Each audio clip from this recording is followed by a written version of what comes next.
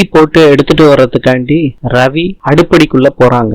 ரோஹிணி வர்றாங்க. அப்ப ரவி ஒளிஞ்சுக்கிறாரு. விஜயா பசிக்குதுன்னு எந்திரிக்கிறாங்க. கிச்சனுக்குள்ள போகும்போது சத்தம் கேக்குது விஜயாவுக்கு. எல்லாரையும் கூப்பிடுறாங்க. ரோஹிணி கேக்குறாங்க, திருடனா திருடியா? திருடிதான் கிட்ட சொல்றாங்க. நைட்டி போட்ட திருடியா கிச்சன்ல இருக்காங்கன்னு சொல்றாங்க. முத்து கிட்ட ஆஃப் பண்ணிட்டா கத்தி வச்சிருப்பா. முத்து கம்போட போறாரு. கம்ப வச்சு அடிக்காம முத்து தூக்கிட்டு வந்துடுறாரு.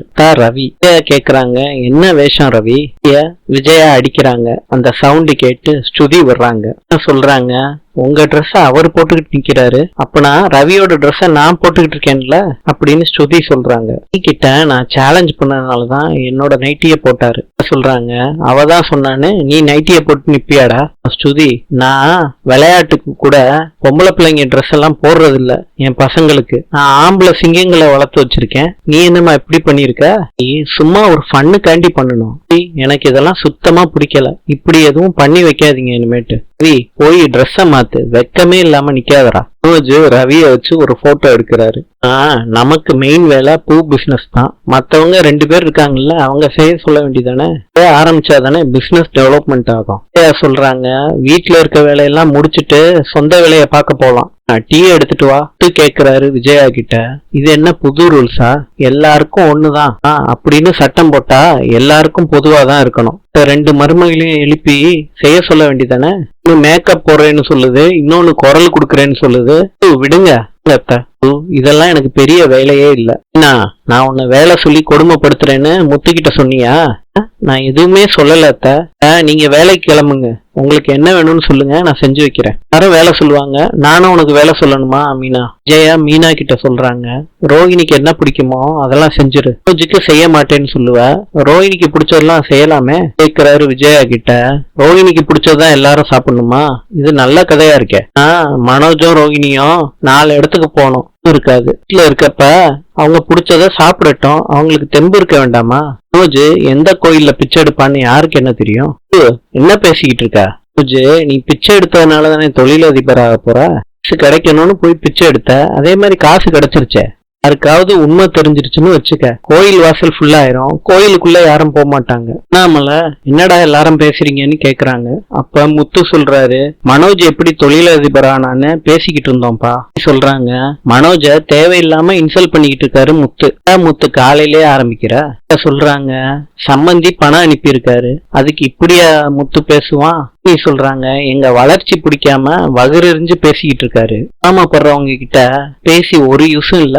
ரோஹிணி கிட்ட சொல்றாங்க, யார பார்த்தா யாருக்கும் பொறாம இல்ல. உங்க புருஷன் கடை ஆரம்பிக்கிறதுக்கு என் புருஷன் எதுக்கு சொல்லணும் சொல்றாங்க. மீனா, இதெல்லாம் உங்ககிட்ட கேட்டோமா? போய் ரோஹிணிக்கு பிடிச்ச மாதிரி சம. உனக்கு என்ன சமைக்கணும் சொல்லுமா? Vegetable biryani aunty. கேட்டுச்சா? அதை செஞ்சிரு. அதுக்கெல்லாம் காவேரி கிடையாது, போய் தான் வாங்கிட்டு வரணும். இல்லன்னு தெரியுது இல்ல, போய் வாங்க மாட்டியா கேக்குறாரு. அத கூடவா மீனா செய்யணும்? இததான்ப்பா நான் அப்பையில இருந்து கேட்டுக்கிட்டு இருக்கேன் அம்மா கிட்ட. நீ என்ன வேணும்னு லிஸ்ட் கொடு. நீங்க வாங்க போறீங்களா முத்து? நான் எதுக்கு வாங்க போறேன்? இன்னைக்கு பிடிச்சது தானே செய்ய போறாங்க. மனோஜே போய் வாங்கிட்டு வரட்டும். வாங்கிட்டு வாடா. நான் கடைக்கு போகணுமா முத்து? கடைக்கு போய் வாங்கினா தானே வியாபாரத்தை கத்துக்க முடியும் சொல்றாரு. முத்து சொல்றதும் கரெக்ட் தானே. மனோஜ், நீ கடை வைக்க போற இல்ல, நான் என்ன மளிகை கடையா வைக்க போறேன்? ஷோரூம்பா. ஒண்ணுதான் மனோஜ், உன் பொண்டாட்டி தானே வெஜிடபிள் பிரியாணி கேட்டா, நீ தான் போகணும். எனக்கு அதெல்லாம் வாங்க தெரியாது சொல்றாங்க.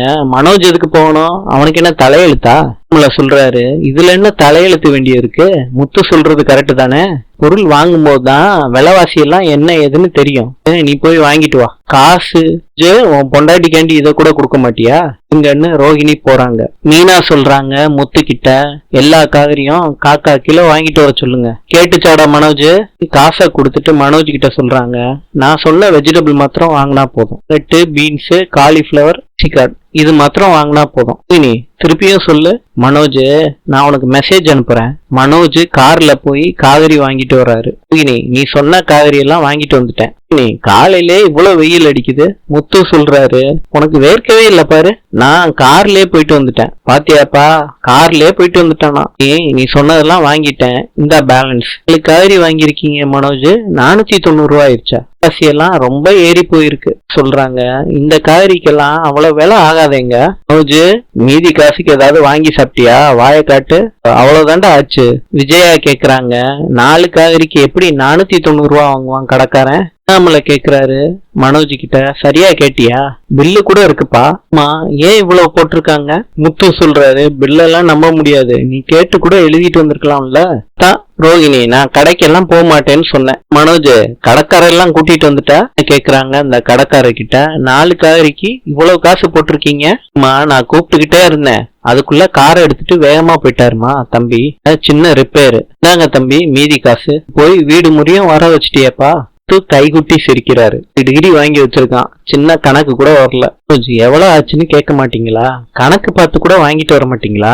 நீ எனக்கு விலையெல்லாம் தெரியல, அவ்வளவு ஆயிருக்கும்னு நான் நினைச்சேன். நீ விடுமா, அவனுக்கு பழக்கம் இல்லைல்ல, அதான் நம்மள சொல்றாரு. இந்த சின்ன சின்ன கணக்கு கூட பாக்கலாட்டி எப்படி அந்த ஷோரூம் பிசினஸ் எல்லாம் எப்படி பண்ண முடியும்? இனிமேட்டாவது பார்த்து பக்குவமா இருந்துக்கடா.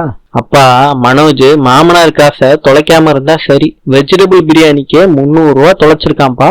விட்றா முத்து, நாளைக்கு விசேஷத்துக்கு சமைக்க வேண்டியது இருக்கு. நாளைக்கு என்னப்பா விசேஷம்? முத்து, நாளைக்கு என்ன நாள்னு ஞாபகம் இல்லையா? ஞாபகம் வந்துருச்சு. இங்க இருக்கான்ல ஓடுகாலி, அவன் உங்க பணத்தை தூக்கிட்டு ஓடின நாள்பா. அதான் ஞாபகம் வருதா? இன்னைக்கு வேற ஒரு முக்கியமான நாள். முத்துவுக்கே தெரியல மாமா. அப்படியே இருக்கட்டும். என்ன ஏன் கோபமா போறா? உன் கல்யாண நாள்டா, போய் சமாதானப்படுத்து மீனாவ. நான் யாரோ தானே, இன்னமும் உங்க மனசுல அப்படியே இருக்கு. சொல்ற மீனா, உனக்கு என்ன ஆச்சு? எனக்கு எதுவும் ஆகல முத்து. அப்பா கிட்ட சொன்னதை பத்தி பேசுறியா? இன்று லிபியாவின் நாணயம் தினார். நாளை சந்திப்போம்.